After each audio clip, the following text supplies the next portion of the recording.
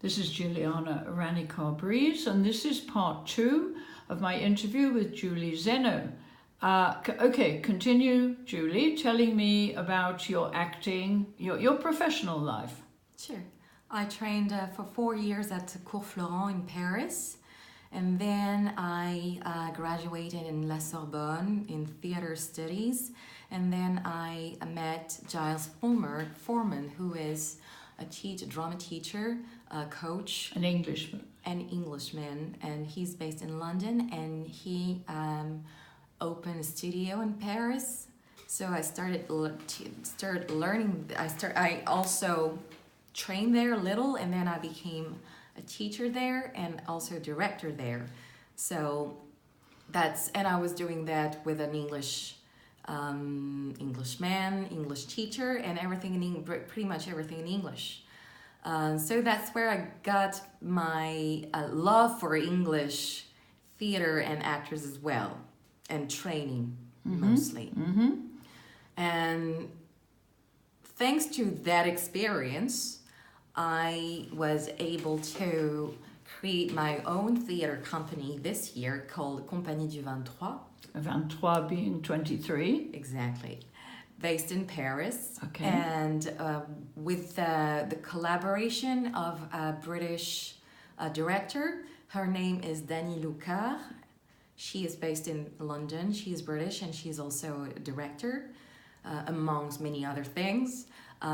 We just met a year and a half ago, and we wanted to work together, and we fell in love for Full for Love by Sam Shepard, which turned out to be our very first production.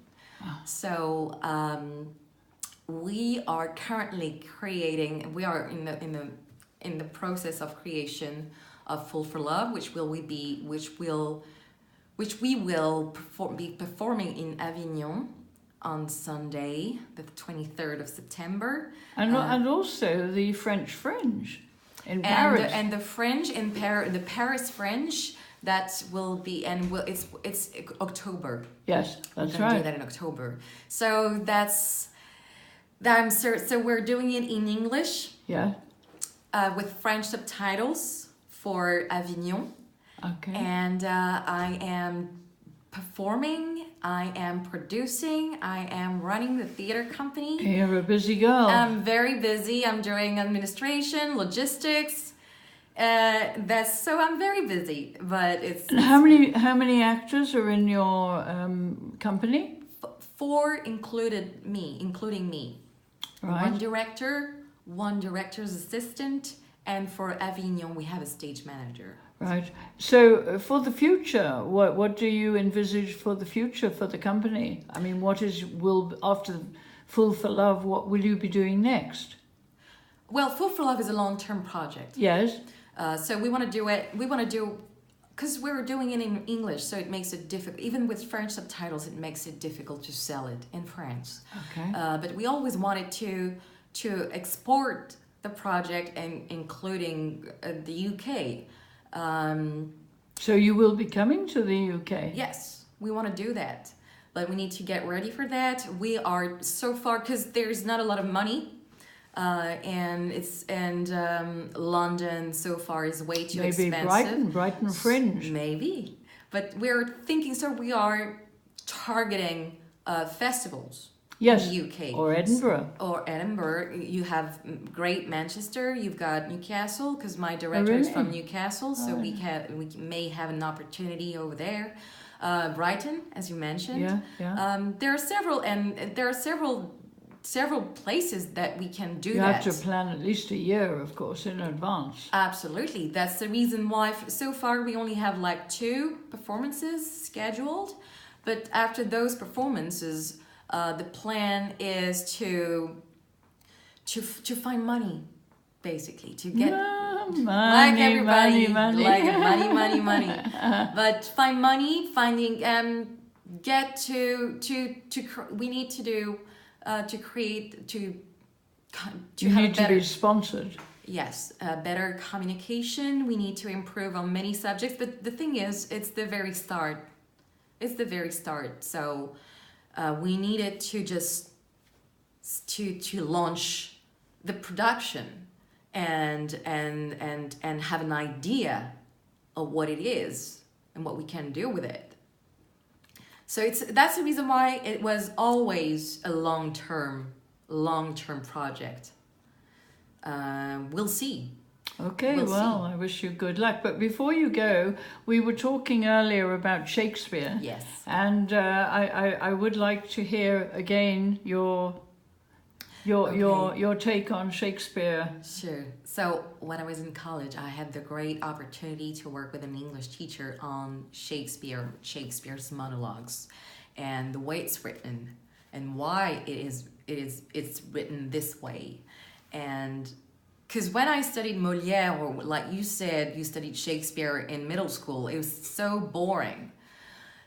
But what I found out is that Shakespeare is the most organic playwright ever. So we were working on monologues, okay? And the specific form or shape of the verses, the most typical for Shakespeare is it's iambic pentameter, right? Can you explain what that means? Iambic pentameter means that it's a series, the verse is a series of 5, it's not syllables, not like in French, but it's a series of it's a set, of 5 accentuations, and one is made of short vowel, short sound, long sound, short vowel, short syllable, long syllable, meaning that short long, short long, short long, short long. Okay, you've got 5 of them per verse. And so that's called the iambic pentameter. Pentameter means 5. Yeah. And so when you do that, it's like your heartbeat. To be or not to be? That is the question. So I discovered that in college. The way it was written is based on your heartbeat. And I thought it was absolutely amazing. I think it's absolutely wonderful how you are creating a language from your own heart. And it works. And it's just, I mean, it's not just that, of course, but it's just brilliant and poetic and musical and human. Extremely human. But you could use that technique for other works. Doesn't have to be Shakespeare, of course. No, it doesn't have to be Shakespeare. But each writer has his own language, and it's music. It's musical. It's like partition. Are you writing yourself as well? No, I don't think I'm good at doing that, and I'm not particularly, thrilled, or I don't enjoy writing necessarily. It's not my thing. Okay. It's very important to know what your thing is. Exactly. I think I'm pretty good on that.